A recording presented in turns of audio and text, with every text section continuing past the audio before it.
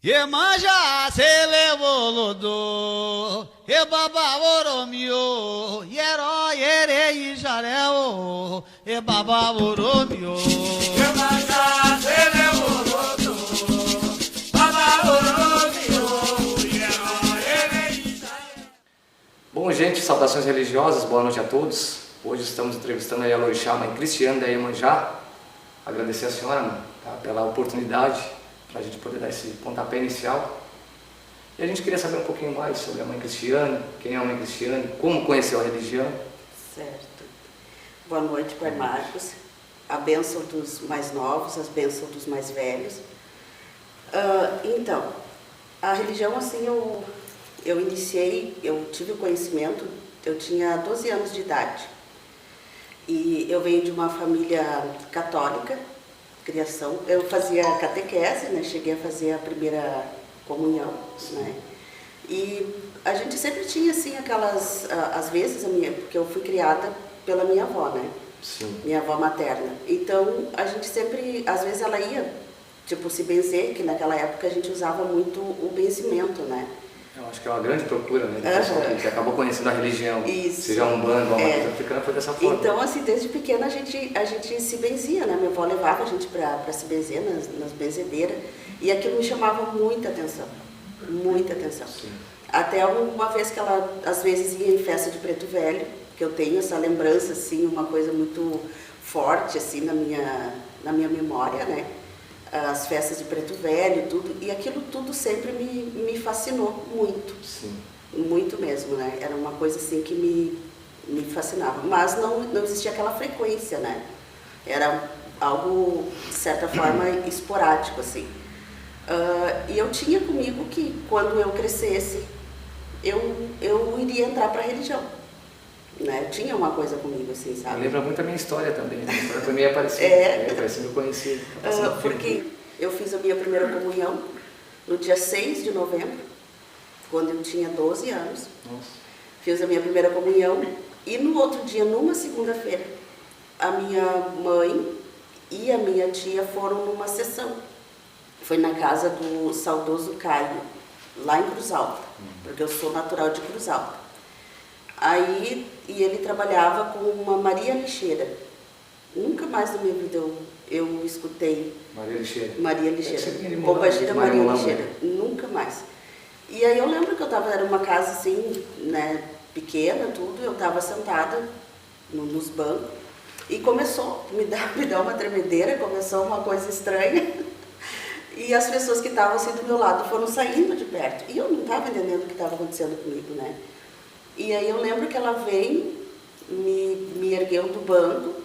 Hoje eu sei, mas na época eu não entendi o que estava realmente acontecendo. Me passou para dentro da corrente, né? Isso eu com 12 anos. E ali, eu lembro que quando passou para dentro da corrente ali, eu comecei a me girar. Eu percebi porque que eu sentia que eu estava assim, digamos, debochando das pessoas. Eu me sentia que eu estava audaciosa naquele momento, né? E aí deram uma champanhe e um cigarro. Eu pensei comigo, eu vou me afogar, vou tossir, o que vai acontecer? E principalmente o meu pensamento era que depois que saísse dali, eu ia apanhar. Sim. Porque né? Aí ela me pegou, no caso, né? Me levou até a porta, despachou tudo. E dela pediu para que eu fosse, numa outra segunda-feira, levasse uma rosa para ela. E naquela época, usava muito a expressão de que se tu fosse de religião, se tu não entrasse, tu ficava louca. Sim. Né? Só que quando aquela pombagira me disse aquilo, parece assim que algo na minha cabeça mudou naquele momento.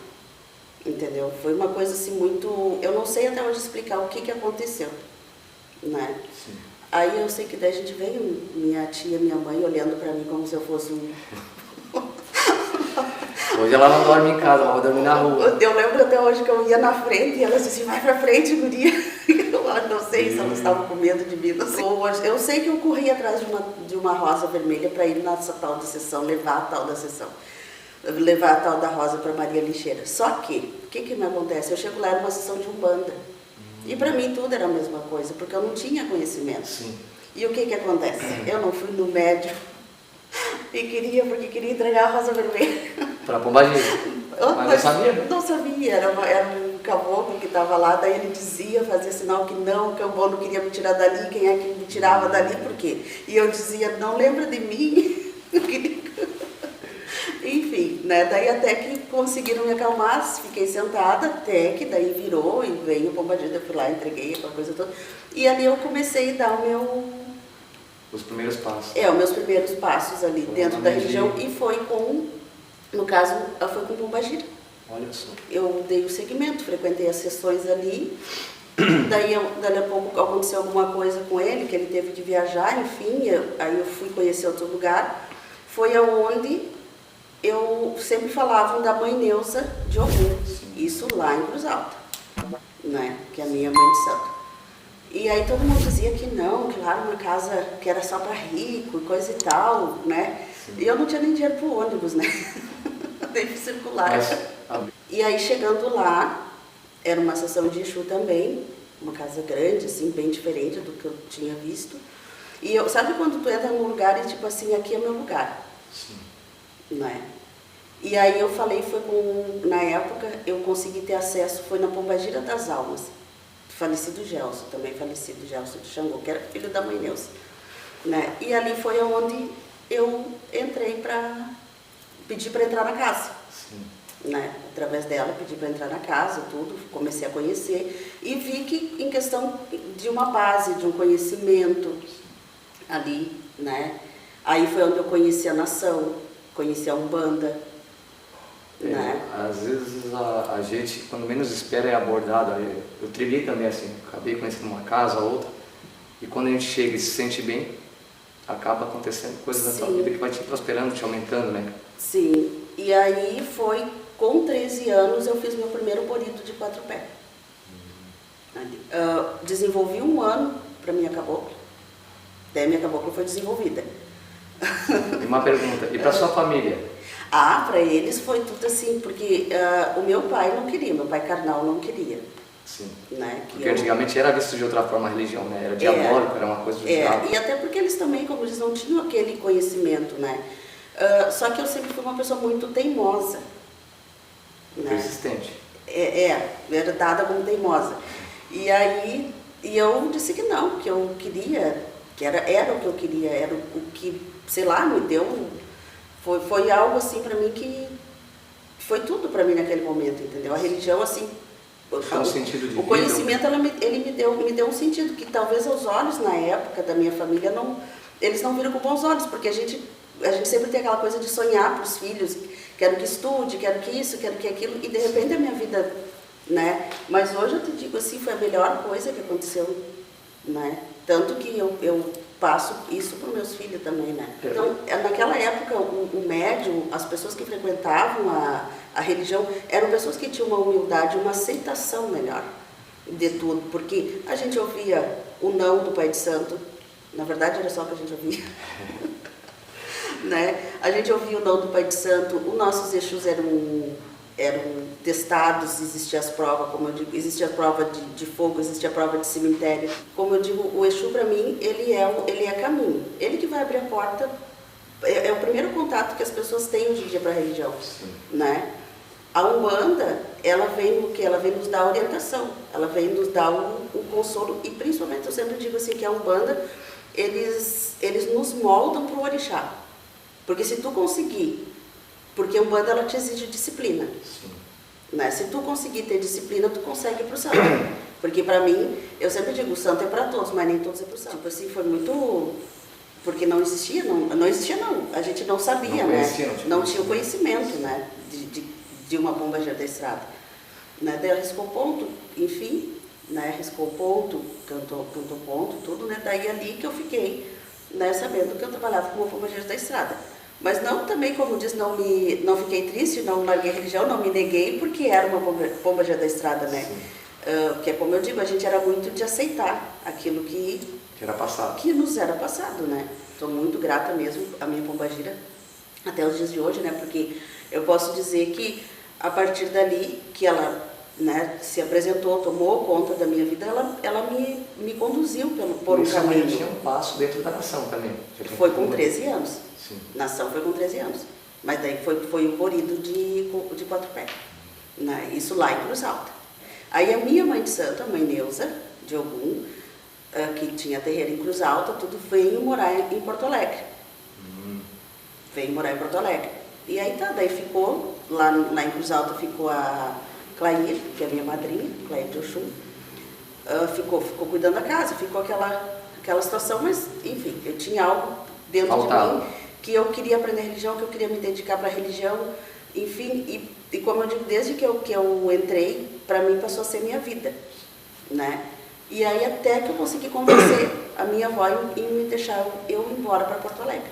Fui sair de Cruz Alta com um emprego de babá, né? Não fiquei muito tempo, não deu muito certo. Acho que mas consegui pelo menos pagar a passagem, porque eu tinha que pagar a passagem, enfim, mas daí ali eu já consegui um outro emprego de doméstica numa casa. E quando eu fui lá, daí eu pedi para a senhora, porque daí a sessão na casa da mãe Deus era nas sextas-feiras, em Porto Alegre. Aí eu pedi que eu queria sextas-feiras de folga, né? Para poder ir na sessão. E aí foi eu consegui, de novo, consegui me introduzir dentro da casa. Mas daí eu fiquei, não lembro quanto tempo eu fiquei nessa casa, daí até que eu fui morar com a mãe Neuza. Na época, a mãe, no caso, era casada com o pai do Larte, de Oxalá, falecido já. E aí eu consegui para cuidar das coisas dele. Né? Daí eu consegui morar lá na casa, tudo. Né? Daí consegui para cuidar das coisas dele, fazer o café dele. Era uma pessoa extremamente exigente, de Oxalá. Muito exigente. Oxalá. E aí, né, então, aprendi muito ali com ele, né? Que era o marido da mãe. E aí, não só em questão de trabalho, porque na época a gente aprendia postura. Né? Então a gente buscava o conhecimento, como eu estava explicando, em questão da mãe mesmo, né? Dos pais de santo, quando se reuniam, né? Eu era muito de servir o chimarrão, né? Ficava sentada, mal respirava, para não me verem ali, para eu não conseguir escutar o que estava, coletar o que eles estavam conversando, né? Entende? Então era um tempo assim, sabe, que tu chegava na casa de religião, tu sempre era útil, né? Tu sempre tinha que ser útil, tu não ficava fazendo conversa. Ou tu ia escolher um milho, ou tu ia... Uma olhada da mãe de santo, do pai de santo, uma olhada já entendia tudo. Não, a gente morria já, era... Né? Entende? Então a gente tinha, era uma época muito diferente, né? Sim. E que tu buscava o conhecimento, como eu disse, tu batalhava para saber. Né? Tanto que nos dias atuais a gente às vezes enfrenta certas dificuldades, porque tipo assim, a gente aprendia, a limpeza de bará é assim. Só que a gente já estava aprendendo, então tu não perguntava por quê, né? Tu já era grato porque tu estava aprendendo, porque a gente não podia fazer muita pergunta, né? A gente não dava para fazer pergunta para o pai de santo, para a mãe de santo, aquelas coisas, tu só tinha... Já vinha automático. Meu Deus do céu. Né? Então, como eu digo, e hoje em dia, as pessoas que entram hoje em dia, eles questionam muito. E às vezes a gente não sabe dar a resposta, né? Porque a gente também lá atrás não perguntou. Né? E até porque a gente também, como eu digo, tudo foi passado para nós, através, foi de pai para filha. Minha mãe de santo aprendeu com o pai de santo dela e foi indo. Né? Então, era uma situação, como eu digo, eram situações muito diferentes. Né? E como eu digo, a gente aprendia dentro da terreira, né?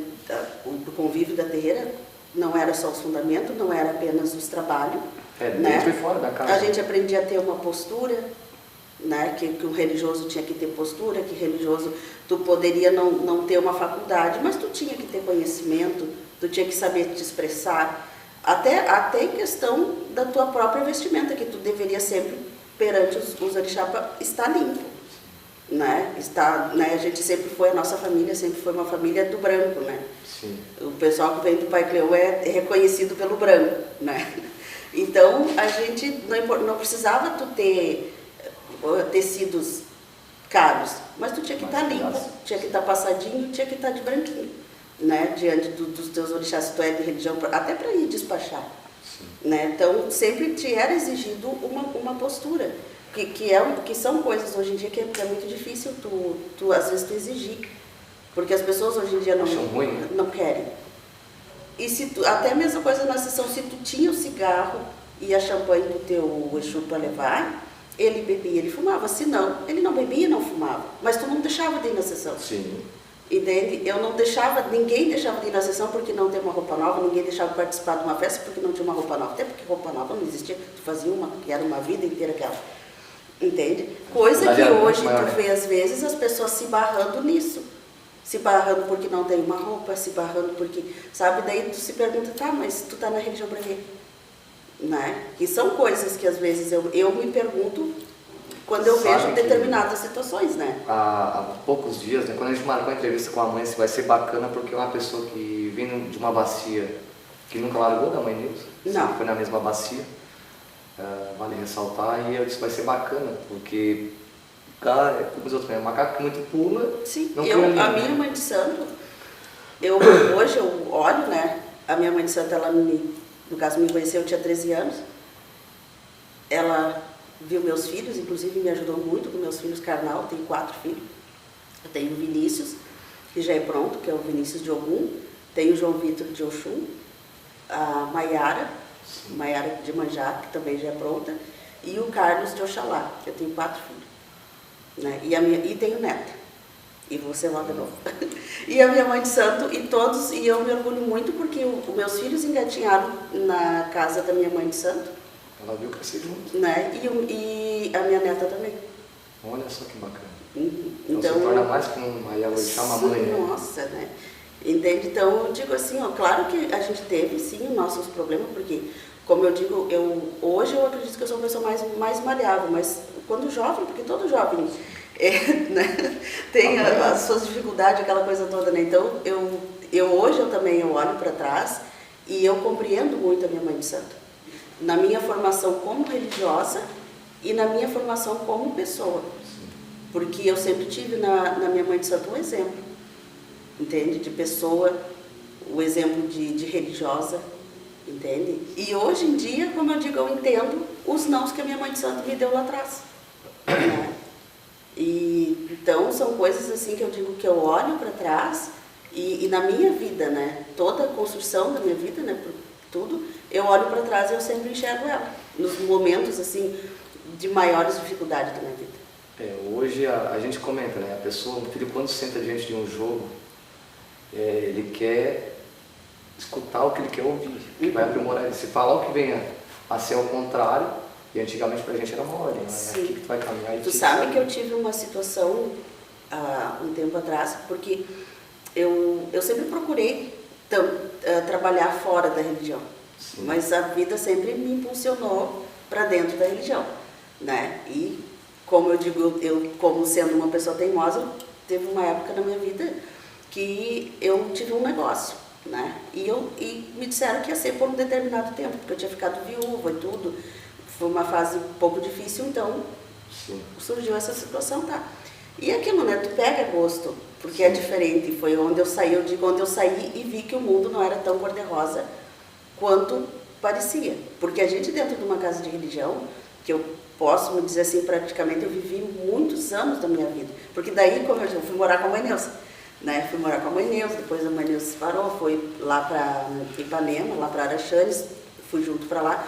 Então a nossa vida era ali dentro. Religião, a gente dormia, a gente acordava, religião, né? A gente vivia ali, né? E claro, como eu nova na época, né? A gente pensa em coisas, como diz, fora dos muros, fora, né? Do mundo em si, o que, né? Tudo, enfim, né? E eu lembro que o seu João da mãe, nunca esqueço isso, ele sempre conversava com nós no final da noite, aquela coisa toda. E claro, né? A gente às vezes reclamando, né? E tudo.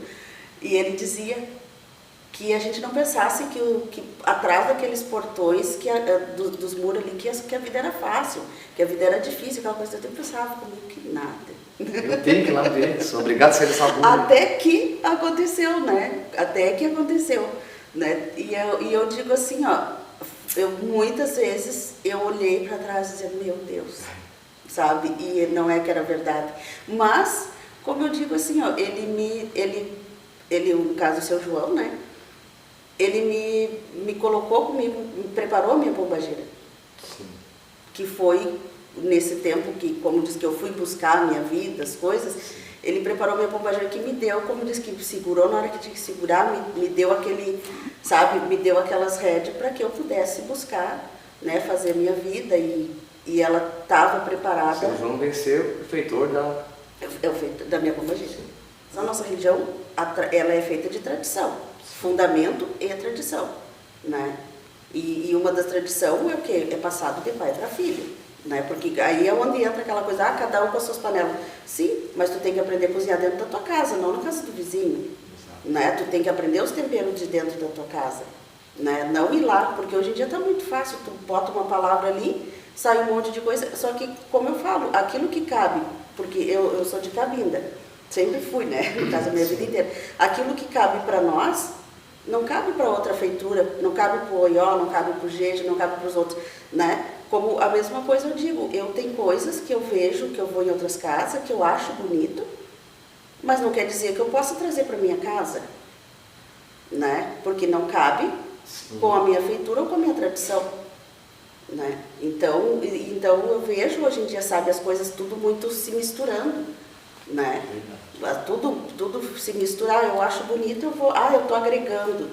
Eu pulei o assunto no início com a mãe, perguntando sobre Torres, mas a mãe mora aqui em Torres desde há quantos anos? Aqui em Torres, essa casa aqui eu tenho 20 anos, entendeu? E daí eu comecei, daí era aqui de onde eu moro era do outro lado ali, né? Só que daí ali eu tava o quê? Daí eu tava com a minha umbanda, a minha pombagira estava lá em Cruz Alta, que ela disse que só vinha quando tivesse casa própria, porque ela não ia vir com casa alugada. Marvada. Aí eu vi tudo, né? Daí eu comecei, daí eu tinha que me acompanhava, que me acompanha até hoje, que é o meu primeiro filho de santo, e na época filho de lei, o Gilmar de Odé, que veio de Cruz Alta comigo. Comecei a fazer uma sessão, assim, sabe? A gente foi fazendo, a nossa corrente foi crescendo, aquela coisa toda, comecei a ter clientes, tudo. Aí, daí fui lá, conversei com a mãe, daí para trazer o meu bará para casa, né? Porque daí foi liberado apenas ele, né? Sim. Aí fui lá, cortamos tudo, aquela coisa toda, vim. Na época... Muita alegria? Antes a minha mãe de santo ela vai ficar. Mas eu não tinha carro.